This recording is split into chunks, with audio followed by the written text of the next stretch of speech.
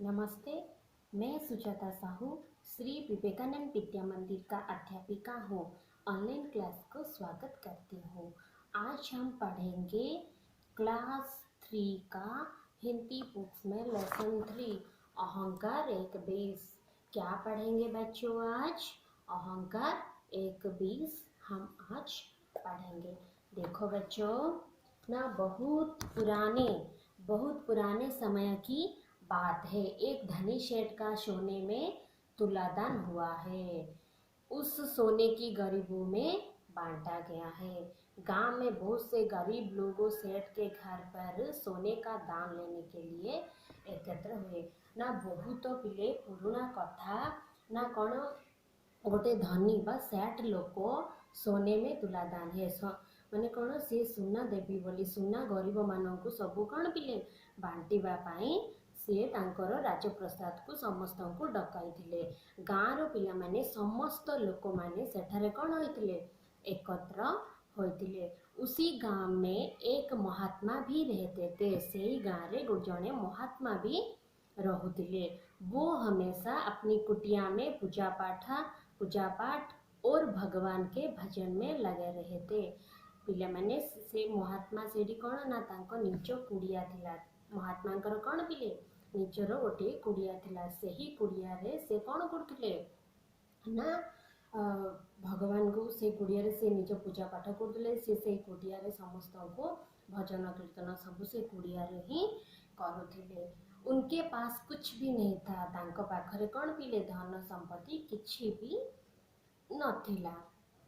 तापरे से कौन कले ना सेठ ने उन्हें भी बुलाया कि आकर वो भी कुछ सोना दान में ले जाए। सेठ ताकू भी कौन कले निमंत्रण कले कि तमे भी आस आ किछि सुना मोठू दान हिसाब रे नियो बोली सेठ तांको को कहितिले। तापरे देखो पिला माने महात्मा भी सेठ के घर आए। महात्मा मध्य से तांको सेठ धनी घर लोक जो घर सुना बांटिबा पई कहउथिले तांको घर को भी से महात्मा भी आसीथिले। सेठ ने कहा महाराज आज मैंने सोना बांटा है। सेठ ने महात्मा को कौन कहले महाराज मु आज सोना बांटुछि। थोड़ा सा आप भी ले ले तो आपकी बड़ी कृपा है भी। थोड़ा सा आपण भी नियंतु मोर बहुत बड़ कृपा हम। मोर कृपा जे आपण भी किछि सोना नियंतु।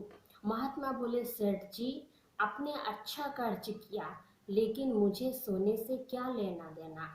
महात्मा कौन कहले ना सेठ जी तुम्हें जहाँ करुच कौन बहुत भल काम करुच किंतु मोर सुना नेबारे कि देबारे मोर किछि अब ये नहीं मोर किछि आपत्ति नहीं मु नहीं कि कौन करी बोली कौन कहले महात्मा कहले। देखो ये सुनकर क्या ना सेठ को अभिमान की चोट लगी। उसने कटु स्वर में कहा सोने की किससे जरूरत नहीं होती है। यह सुनिकिरी सेठ को कौन अभिमान रो कौन चोट लगिला कहले। उसने कटु स्वर में सोने की किससे जरूरत नहीं होती है। सेठ ने कौन कहला सेठ ने कटु स्वर से कहला सोना कार भी दरकार नहीं। महात्मा ने सेठ को अहंकार को देखकर कहा है कि मैं कभी दान नहीं लेता। महात्मा कौन कहले सेठ रो अहंकार देखिले आ कहले सेठ जी मु कार दान रे ने भी नहीं। मेरा प्रभु मुझे अपना दे देता है जितने को मुझे जरूरत होती है। मो भगवान मते जेतिकी दरकार सेतिकी ही देचंती। मो काटू दान रे नेबाकू चाहे नहीं बोली महात्मा का को कहले सेठ जी को कहले। फिर भी आपका आग्रह है तो इस तुलसी की पत्ते के बराबर सोना मुझे दे दीजिए। जदि भी तमर इच्छा अच्छी ताहले कौन एक तुलसी पत्र रे मते कौन दियो ए तुलसी पत्र रे कौन दियो ना ए छोटिया तुलसी पत्र रे मते किछि सुना दियो। फिर भी आपका आग्रह है तो तुलसी के पत्ते के बराबर सोना मुझे दे दीजिए। इतना कहकर उन्होंने एक तुलसी का पत्ता लिया और उसे प्रभु शब्द लिखकर सेठ को दे दिया। महात्मा कौन गले गोटे तुलसी पत्र नेले। से ही तुलसी पत्र रे प्रभु को नाम लिखिकी से तुलसी पत्रटी कौन कले सेठ को दे देले। सेठ का अहंकार अब और भी तीव्र हो गया। सेठ रो अहंकार आउरी सेठ कौन कले रागी गले। अहंकार तांकर आउरी कौन तीव्र होई गला। बुझिपारल पिले आउरी अधिक होई गला। बोला महाराज आप मेरा अपमान कर रहे हैं। सेठ जी कौन कहले महाराज आपण मोर अपमान करुछंती। मेरे घर में सोने को कोई कभी नहीं है। मेरे मो घरे कौन सोने की कोई कमी नहीं है। सोने को भगवान ने क्या कहा ना। सेठ जी अहंकार में और तीव्र हुए। सेठ जी करो कौन अहंकार आवरी बढ़ गला। वो बोला महाराज आप मेरा अपमान कर रही हो। मैं मेरे घर में सोने के कोई कमी नहीं है। मो घरे सुनार किछि कम नहीं किंतु तुम्हें मोर अपमान करुछ। आप गरीबी में रहते थे इसलिए मैं आपकी सहायता करना चाहता था। महात्मा को सेठ जी कौन कहले ना तुम्हें गरीब रे रहुतुल सेतिपाई मु तुमको किछि साहाय्य करबाको चाहूतिली। सेठ ने खींच कर तराजू मंगवाई और उसके एक पलड़े में उस पत्ते का रख दिया और दूसरे पलड़े में सोना चढ़ दिया। सेठ जी कौन कले ना गोटे तराजू मगेले। कौन कले से तराजू ना से तराजू रे गोटे पटे कौन कले तुलसी पत्र रखिले आ गोटे पटे सोना रखिले। देखो दूसरे पलड़े में सोना चढ़ाया जाता रही है। चढ़ाते जा रही है फिर भी तुलसी का पत्ते वाला पलड़ा ऊपर नहीं उठ रहा है। एक तुलसी का पत्ता यो देखकर सीज को तुलसी मांग पाई हुई। यो देखकर सेठ उसका क्या दूसरे में पलड़े में सोना चढ़ा जाता रहे है। चढ़ाते जा रही है फिर भी तुलसी का पत्ता वाला पड़ ऊपर नहीं उठ रहा है किंतु तुलसी पत्र वाला कौन ऊपर को चमार भी उठिलानी। यो देखकर सेठ हक्का वक्का रह गया। सेठ कौन है आश्चर्य हो गले।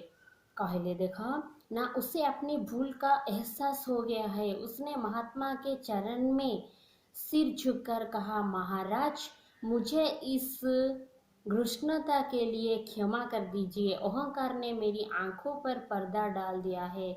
आज अपने वो पर्दा हटा दिया। मैं आपका आभारी हूँ। सच्चे धनी तो आप है।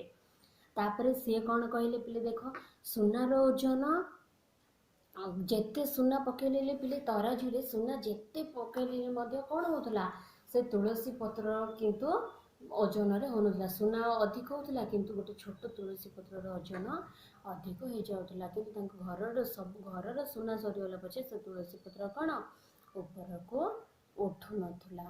बुझी पारला पिले देखो किंतु तापरे कौन सेठ बुझी पारले महात्मा मु प्रकृत रे अहंकार रे थिली तमे मोर कौन कल आखि खोलीदेल। मु प्रकृत रे अहंकार थिली तमे मोर आखि खोलीदेल मते क्षमा कर दियो। महात्मा ने सेठ को सच्चे धनी तो तुम हो सबुठुरु सत धनी तो तुम्हें मते तुम्हें कौन कर क्षमा कर दियो। तापर देखो महात्मा ने सेठ को शिक्षा देते हुए बड़े प्रेम से कहा सेठ जी धन से अहंकार आता है तो वो विष के समान बना जाता है। सेठ जी जी धन को नहीं कि गर्व करुची से कौन विष सहित तुलना ताकू करा जाइछि। अर्थात अहंकार एक विष है। अर्थात कौन अहंकार गोटिए विष। धन से आदमी विनम्र बनता है तो धन अमृति के समान हो जाते हैं। धन रे आदमी कौन पिले ना ऊपर को उठी जाउची किंतु अमृत समान धन अमृत सहित समान। भगवान ने तुम्हें अमीर बनाया है तो इसे उसकी कृपा मानो और अपने जीवन को सफल बनाओ।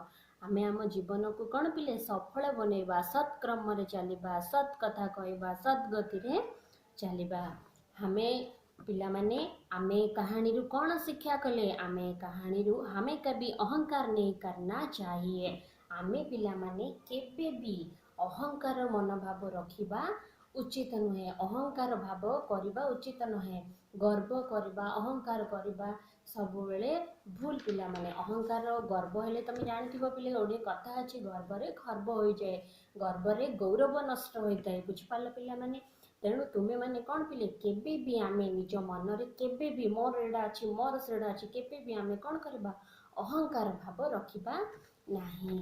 देख पिला माने एबी चित्र देखिला पिला माने एडा होची सैट आ एडा किए सब लोग गाँव लोक माने आंके होचंती महात्मा एडा होची सैट आंके महात्मा आंक पछर सब होचंती गाँव लोक माने एडी कोन पय मिलित होचंती पिला माने सुना बंटा हबो बोली मिलित होचंती किंतु कोन कले महात्मा तांकू सेठ जी को सिखै देले तमे केबे भी मनरे गर्व कर नाही मोर धन अछि मोर संपत्ति अछि मोर पैसा अछि बोली बुझी पल्ला पिला माने आमे केबे भी अहंकार करबा उचित नहे गर्वरे गौरव नष्ट होइतै जानि पिले ए खानेटी तुमको बुझा पड़ला पिले सुना पिला नमस्ते।